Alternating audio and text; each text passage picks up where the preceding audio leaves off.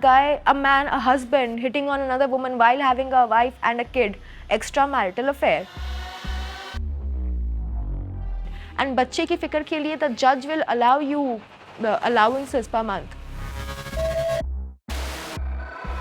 And what about Arman, Kritika and Payal? I don't know why people idealize them. At this point, I'm really saddened. कि क्या do we not have enough good role models कि we have to idealize this? एक बारी को ना polygamy मैं ignore कर दूँ, मेरी पर्सनल लाइफ में ही उनकी है, वो खुश है. बट पॉलीगैमी क्या होता है? वेयर ऑल द पीपल, चाहे लड़का हो लड़की हो, as many in the relationship are into each other. Payal is not into Kritika. Payal didn't approach Kritika, so it's not polygamy. At this point, it's just an extramarital affair. यही कहेंगे इसको.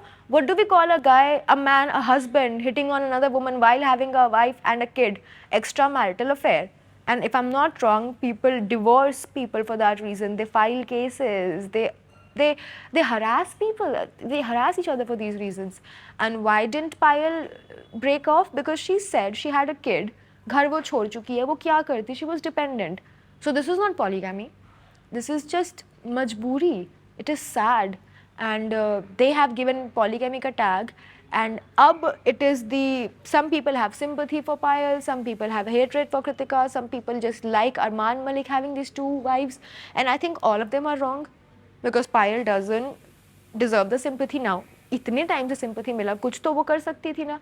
Maybe leave the guy once and for all. There is a government for you, there is a judiciary system, you will get alimony that you deserve, and YouTube आप इतना कर रहे हो, you can sustain yourself if needed.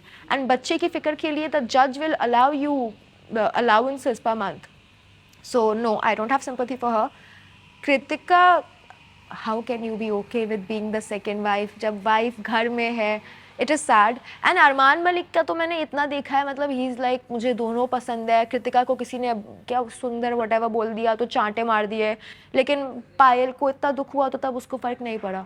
So I think this entire family is very problematic, and we shouldn't pay attention to them. जितना हम attention दे रहे हैं वो उसका फायदा उठा रहे हैं. लेकिन बताओ ऑडियंस, आपको क्या लगता है कि यार कि आखिर ये रिश्ता क्या कहलाता है? ये रिश्ता कहलाता है समझौता, जहाँ पे लड़का इनको पढ़ा रहा है और ये पढ़ रही है. एट दिस पॉइंट तीनों का फायदा है, तो दिक्कत क्या है? कुछ करना उनको पढ़ नहीं रहा है. I have seen some of their content as well कि ठीक है, if you are a content creator it's fine, what do you do? I saw that and I think this two wifes is the concept and the content that they have. So अपना content क्यों छोड़ेंगे वो? And I am damn sure कि जिस तरह से आपने बोला कि आपने वो क्लिप तो कहीं ना कहीं देखी होगी जहाँ पे अरमान आते हैं और विशाल को थप्पड़ लगा देते हैं. देखा है. What's your take on it? आपका क्या मानना है उस पूरी कंट्रोवर्सी पर? क्या वो सही था या गलत था? सही तो बिल्कुल भी नहीं था. तुम किसी पे हाथ तो उठा ही नहीं सकते हो.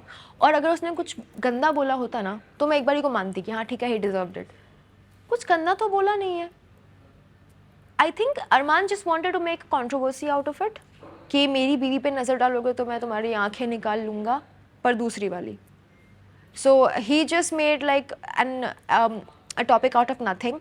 And Vishal was a victim. मार वो भी सकता था पर उसने मारा नहीं, which is a good thing. I am a little disappointed कि पहले जब कोई किसी पे हाथ उठाता था तो बिग बॉस उसको घर से निकाल देते थे. अब बस नॉमिनेट करके छोड़ दिया है. क्यों? So you basically forgive him. This is, एक बात बताओ मुझे, अगर अरमान ने विशाल की जगह सना मकबूल को एक चाटा मारा होता तो क्या अरमान अभी घर पे रहता? I don't think. उसको निकाल देते. फिर ये नेशन वाइड मतलब हेडलाइन बन जाता वो कि अरमान मलिक ने एक लड़की को चांटा मारा, सना मकबूल को चांटा मारा. तो चांटा मारना गलत है या फिर लड़की को मारना गलत है? आई थिंक चांटा मारना गलत है. तो विशाल के केस में इतना एक्सक्यूज़ कैसे कर दिया? अगर आई थिंक अगर सना को ही चांटा पड़ता तो मतलब हड़ताल हो जाता ब्रो घर के अंदर कि उसको निकालो, और सब सपोर्ट करते. विशाल के केस में मुझे ऐसा कुछ नहीं देखा. So I think it's very very sad. And उसको नहीं निकाल रहे हैं क्योंकि लोग इन्वेस्टेड है, क्योंकि अरमान कंटेंट है, क्योंकि उसकी 2 बीवी है. यही मेरा पॉइंट है कि हमको उनको भाव ही नहीं देना चाहिए.